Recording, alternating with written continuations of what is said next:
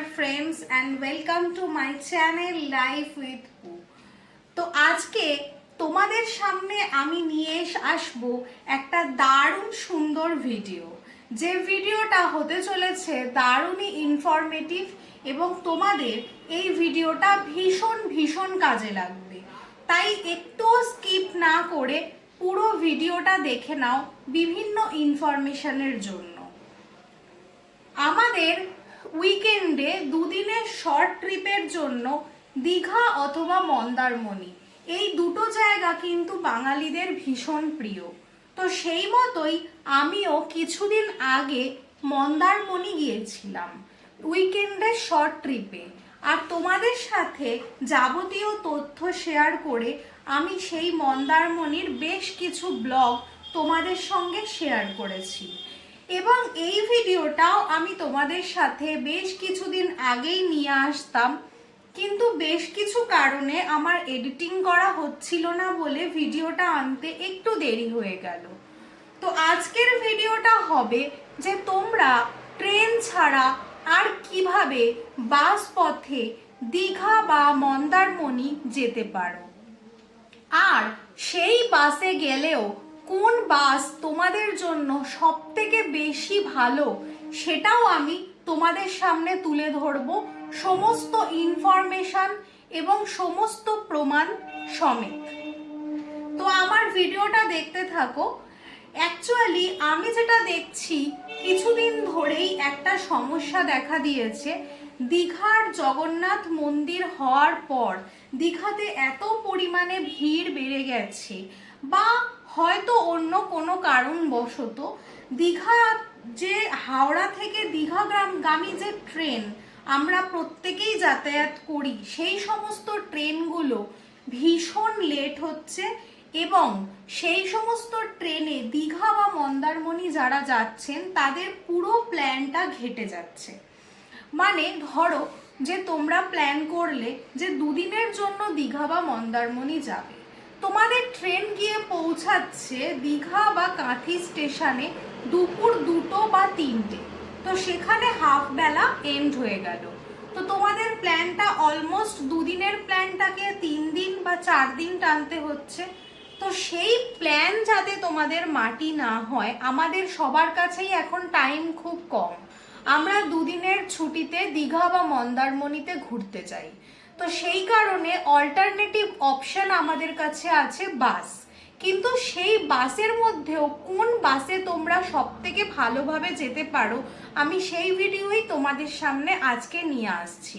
কিছুদিন আগে আমি যখন মন্দারমণি গিয়েছিলাম তখন আমি দুটো বাস, মানে একটা যাওয়ার বাস এবং একটা আসার বাস, শুধুমাত্র তোমাদের জন্য আমি এই দুটো বাস গেছিলাম। আমি যে কোনো একটা কোম্পানির বাসেই ট্রাভেল করতে পারতাম, বাট আমি যাতে তোমাদের সামনে মানে ডিফারেন্সটাকে দেখাতে পারি সেই কারণেই আমি যাওয়ার সময় গিয়েছিলাম রায়পুর ক্রুজারের বাসে এবং ফেরার সময় এসেছিলাম আমি শ্যামলী পরিবহনের বাসে। তো রায়পুর ক্রুজারের যে বাসে আমি গিয়েছিলাম, চলো দেখে নেওয়া যাক আমাদের বাসটা কেমন ছিল। যথাসময়ে আমাদের বুক করা রায়পুর ক্রুজারের বাসটি এসপ্ল্যানেড মেট্রোর 4 নম্বর গেটে চলে আসে। আমরা আগে থেকেই এখানে অপেক্ষা করছিলাম। ভীষণ বৃষ্টি ভেজা একটা সকাল ছিল, আর তারপর যিনি লাগেজ তুলছিলেন উনি তাড়াতাড়ি এসে সকলের লাগেজটা এক এক করে তুলে দেন বাসের মধ্যে। তারপর আমরা বাসের মধ্যে উঠে যাওয়ার ব্যবস্থা করি একে একে। আর দেখো বাসের একটা ক্লোজ ভিউ দিয়ে দিলাম, কি কি সার্ভিস আছে সব বাসের গায়ে কিন্তু অলরেডি লেখা আছে। আর বাসটার লুকটাও তোমাদেরকে একটু দেখিয়ে দিলাম। বাসটাও কিন্তু খুবই সুন্দর দেখতে আর অনেকটা বড়। তো তারপর বাসে উঠে আমাদের নির্ধারিত সিটে আমরা বসে গেলাম। সিটগুলো ছিল যথেষ্ট কমফোর্টেবল এবং সফট।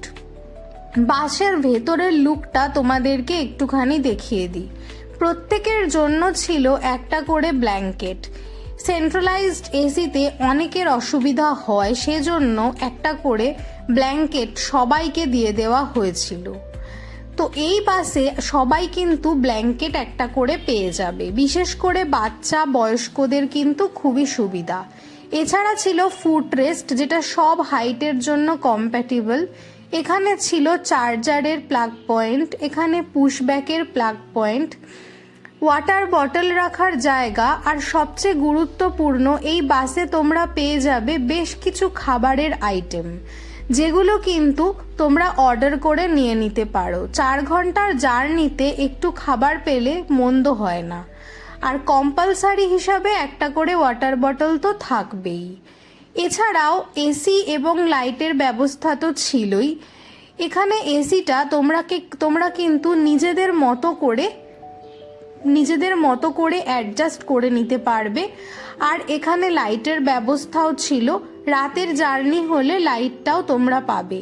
আর সবচেয়ে গুরুত্বপূর্ণ এই বাসের একটা দারুণ ব্যাপার, সেটা হলো বায়ো টয়লেট।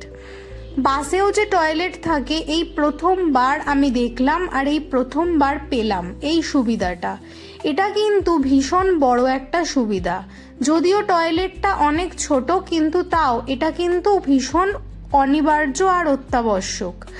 আর তারপর আমরা অর্ডার করে দিয়েছিলাম গরম গরম কফি, আর সেটাও কিন্তু বেশ সুন্দর বানিয়েছিল। বাস এসে একটা জায়গায় দাঁড়িয়েছিল ব্রেকফাস্ট করার জন্য। এরপরে আমি নিয়ে আসবো তোমাদের সামনে শ্যামলী পরিবহনের বাস। মানে আমি শ্যামলী পরিবহনের যে বাসে গিয়েছিলাম, চলো সেটা দেখে নেওয়া যাক কিরকম হয়। মন্দারমণি থেকে ফেরার পথে আমি শ্যামলী পরিবহনের বাস ইউজ করেছিলাম, আর এই বাসের ভিডিওটা তোমাদের সামনে রইল। তোমরাই বিচার করো কোনটা বেটার ছিল।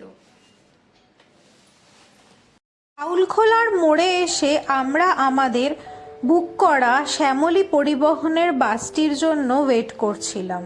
2:35 আমাদের বাসটি ছিল, কিন্তু প্রায় 2:45 বেজে যাওয়ার পরও বাসটির দেখা পাওয়া যাচ্ছিল না।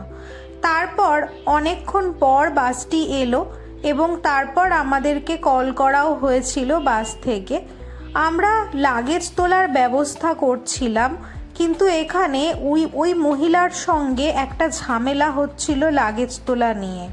উনি মাছ তুলতে চাইছিলেন এবং ওনারা মাছ তুলতে দেবেন না, সেই নিয়ে একটা ঝামেলা।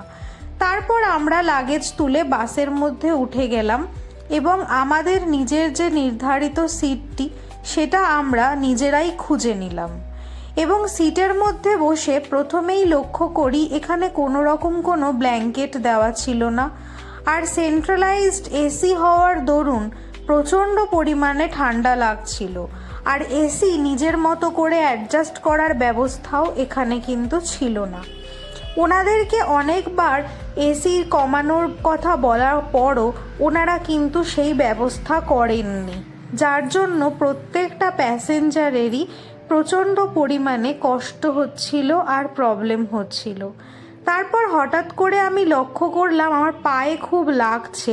তো দেখলাম যে ফুড রেস্টের উপরে যে একটি জায়গা থাকে খাবার বা অন্য কিছু রাখার, সেই জায়গাটি টোটালটাই ভাঙা, আর সেটাই আমার পায়ে বারবার লাগছিল।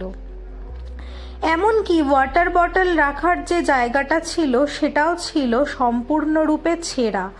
ওনারা প্রত্যেককে একটা করে 500 ml মিনারেল ওয়াটার দিয়েছিলেন, কিন্তু ওয়াটারটা যে রাখবো সেই রাখার জায়গাটা ছেঁড়া ছিল। বাস কিছুক্ষণ হল্ট করেছিল একটা জায়গায়, কারোর কিছু খাবার থাকলে সেখানে তারা খেতে পারবে।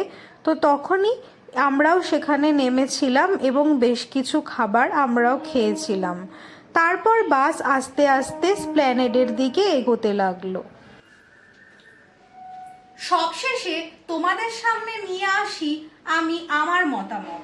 যদি বলো আমি কেমন উপভোগ করেছি বা আমি কেমন সাজেশন তোমাদেরকে দেব, তাহলে সেই অনুযায়ী বলা যায় আমি তোমাদেরকে অলওয়েজ বলবো তোমরা রায়পুর ক্রুজারের বাসে যাও। কারণ এই বাসটার ভাড়া যে খুব বিশাল হিউজ কিছু তা কিন্তু নয়। আমি রায়পুর ক্রুজারের বাসে গিয়েছিলাম, পার হেড 570 টাকা করে আমার ভাড়া পড়েছিল।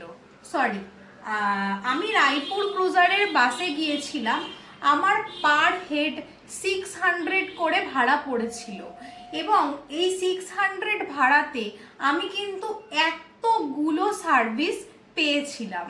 সব থেকে গুরুত্বপূর্ণ 4 ঘন্টার বাস জার্নিতে টয়লেট, এবং এদের তোমাদেরকে দেখিয়েছি, তোমরা নিজেরাই দেখতে পেয়েছো এদের বায়ো টয়লেটটি কতটা পরিষ্কার। তো আমার তো ভীষণই ভালো লেগেছে। আর শ্যামলী পরিবহনের বাসে আমি যে সমস্ত সমস্যাগুলোর সম্মুখীন হয়েছি সেগুলো অলরেডি তোমাদের সামনে তুলে ধরেছি, এবং ফেরার পরে কিন্তু আমাদেরকে রায়পুর ক্রুজার এবং শ্যামলী পরিবহন দুটো বাসের তরফ থেকেই ফিডব্যাক নেওয়ার জন্য কল করা হয়েছিল। আমি দুজনকেই ভালোভাবে ফিডব্যাক দিয়েছি। শ্যামলী পরিবহনের বাসের যে সমস্ত ইমপ্রুভমেন্ট প্রয়োজন সেই সমস্ত ইমপ্রুভমেন্টের কথা আমি ওনাদেরকে জানিয়েছি। আর একটা জিনিস আমি তোমাদের সাথে শেয়ার করব, শ্যামলী পরিবহনের বাস নিয়ে মেনলি ওনারা কিন্তু লোকাল বাসের মতো মানুষজনকে তুলতে তুলতে আসেন। মানে লোকাল নর্মাল বাসে ধরো একটা সিট ফাঁকা আছে বা কোথাও একজন প্যাসেঞ্জার নেমে গেলেন, তখন ওনারা কি করছেন, রাস্তা থেকে লোক তুলে নিচ্ছেন, মানে নর্মাল ডেলি বাসের মতো। সেটা তো আমাদের আমরা যারা ট্র্যাভেল করছি তাদের জন্য একদমই উপযুক্ত নয়। কারণ আমরা যখন ট্রাভেল করি, তখন আমরা যখন প্রি বুকিং করি বাসটার, তখন আমাদের সমস্ত ডিটেলস আমাদের আধার কার্ডের কপি ওনাদের কাছে দিতে হয়। তো ওনারা আমাদের সমস্ত ডিটেলস কিন্তু পেয়ে যান। কিন্তু রাস্তা থেকে যে সমস্ত লোকজনকে তোলা হচ্ছে ওনাদের কোনো ডিটেলস নেই, জাস্ট 100-200 ফেয়ার নিয়ে ওনাদেরকে ট্রাভেল করানো হচ্ছে। তো আমি সেটা শ্যামলী পরিবহনের কোম্পানিতে কিন্তু জানিয়েছিলাম, এবং ওনারা বলেছেন ওনারা যথাযথ ব্যবস্থা নেবেন, এবং পরবর্তীকালে আমাদেরকে এই সমস্ত সমস্যাগুলো যাতে সম্মুখীন না হতে হয় সেই ব্যবস্থা ওনারা করবেন বলে জানিয়েছেন। তো আমাকে যদি পার্সোনালি জিজ্ঞাসা করো তাহলে আমি বলবো অবশ্যই রায়পুর ক্রুজারের বাসে যাও। আর শ্যামলী পরিবহনের ভাড়া পড়েছিল 550 টাকা। তো আর শ্যামলী পরিবহনের ভাড়া পড়েছিল 500 টাকা। সো আমার মনে হয় যে 100 রুপিস বেশি দিয়ে ওই বাসে ট্রাভেল করাটা বেটার, রায়পুর ক্রুজারে ট্রাভেল করাটা বেটার। কারণ আমার মনে হয় 100 রুপিস বেশি দিয়ে রায়পুর ক্রুজারে ট্রাভেল করাটা বেটার, কারণ ওখানকার ফেসিলিটি আর এখানকার ফেসিলিটি দুটো কিন্তু আকাশ এবং পাতাল তফাৎ। তো তোমাদের সামনে আমি পুরো ভিডিওটা রাখলাম, তোমরা নিজেরা বিচার করো, আর অবশ্যই আমাকে কমেন্টে জানিও যে তোমরা কোনটা সাজেস্ট করছো। আমি তো সাজেস্ট করব রায়পুর ক্রুজার, তবে এটা কিন্তু কোনো প্রমোশনাল ভিডিও নয়, আমি তোমাদের স্বার্থে তোমাদের জন্য শুধুমাত্র এই ভিডিওটা আজকে নিয়ে এলাম। ভিডিওটা কেমন লাগলো অবশ্যই আমাকে কমেন্টে জানিও। আর যদি ভিডিওটা ভালো লেগে থাকে তাহলে ফ্রেন্ডস, ফ্যামিলি এবং চেনা পরিচিত সকলের সাথে এই ভিডিওটাকে শেয়ার করো, যাতে এই ইনফরমেশনগুলো সকলের কাছে পৌঁছে যায়। তাহলে আজকের মতো এ পর্যন্তই, খুব তাড়াতাড়ি ফিরে আসছি নতুন ব্লগ নিয়ে। ততক্ষণ দেখতে থাকো আর পাশে থাকো।